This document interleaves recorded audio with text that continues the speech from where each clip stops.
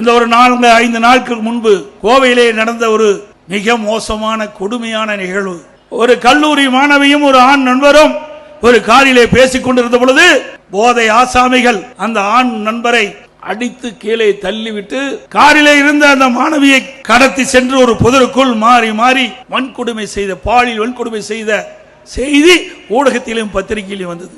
இப்படிப்பட்ட ஒரு மோசமான ஆட்சி தமிழகத்திலே நடைபெற்றுக் கொண்டிருக்கின்றது. இன்றைக்கு திமுக இருக்கின்ற திரு RS பாரதி ஒரு கருத்தை சொல்லியிருக்கின்றார். மாலை மலரிலே பார்த்தேன், மாலை முரசல் படித்தலே பார்த்தேன். இன்றைக்கு எதிர்க்கட்சி தலைவர் எடப்பாடி பழனிசாமி திட்டமிட்டு தவறான செய்தியை பரப்பி வருகிறார் என்று குறிப்பிடுகிறார்.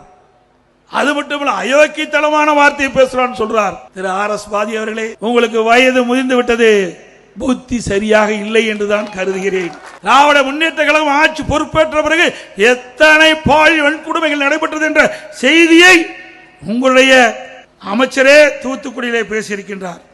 கொஞ்சம் நஞ்சமல்ல, அவ்வளவு வன்கொடுமைகள் நடந்திருக்கின்றன.